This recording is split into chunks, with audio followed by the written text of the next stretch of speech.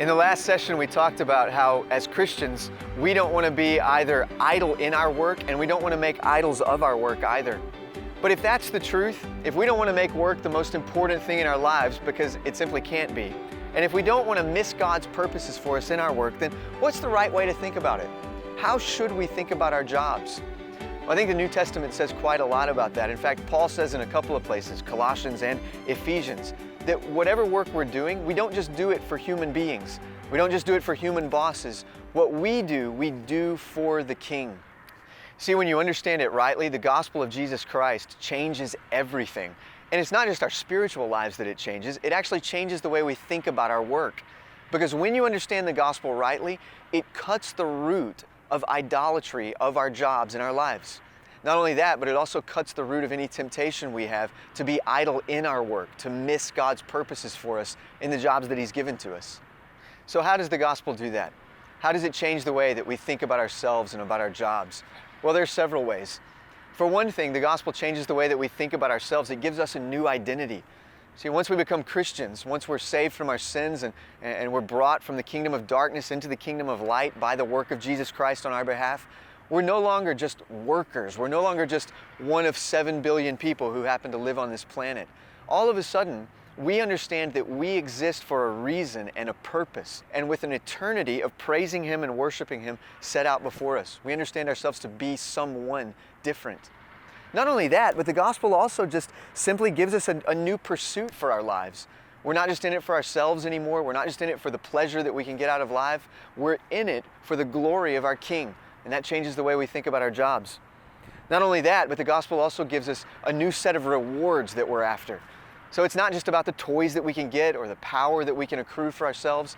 It's not even about the influence that we might be able to exert on other people. All of a sudden, the rewards that are set before us by our King are rewards that far outstrip anything that the world could give us. We're working for eternity, and that changes everything.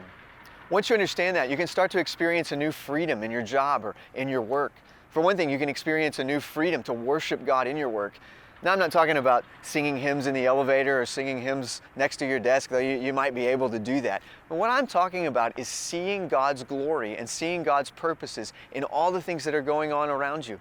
So now, instead of just letting your eyes sort of bounce over the good things that are happening in work, you see those things as good gifts from God. When somebody exercises authority as a boss in a good way, you see that as a good gift of God and even a reflection of His character. When somebody does something kind or when someone helps out a customer in the best possible way, you see that as a reflection of God's character and as a good gift from Him. So you're free to worship God in your work in a way you maybe never have before. Understanding the gospel in this way also frees us up to love and serve other people in a way that we never have before.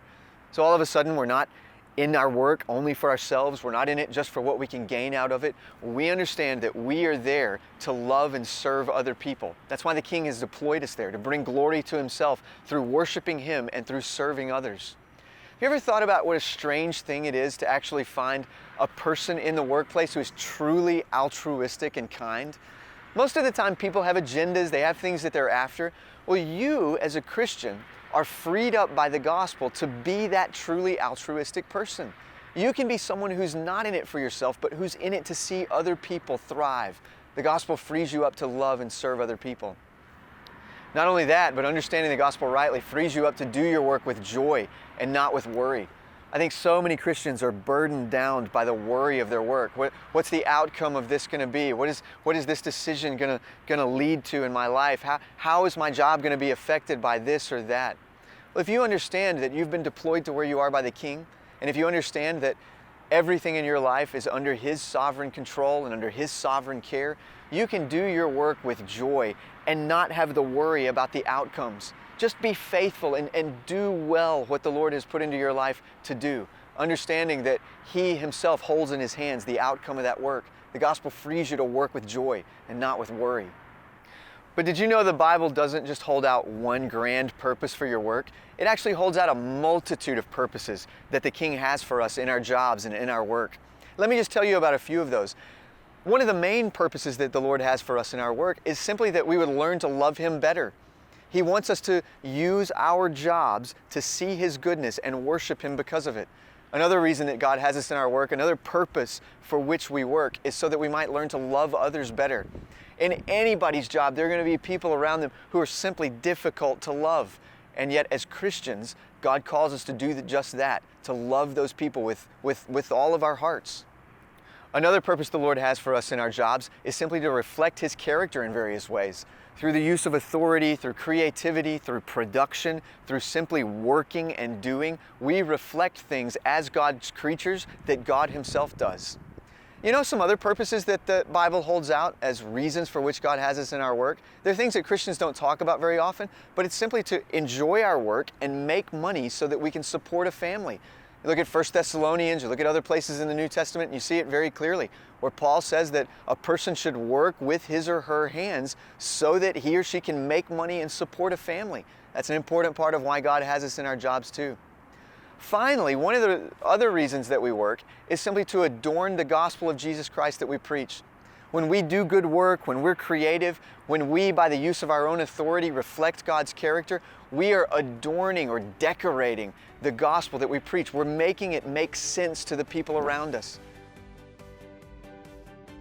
If you do your work with excellence and joy, if you wield authority and exercise responsibility in your job in a godly way, then when you turn and talk about the gospel of Jesus Christ, you've sort of paved the path for the people around you to be able to hear it better. In this session, spend some time thinking about why God has you in your job. Why are you there? What are the purposes for which God has put you exactly where you are? Hope you have a good conversation.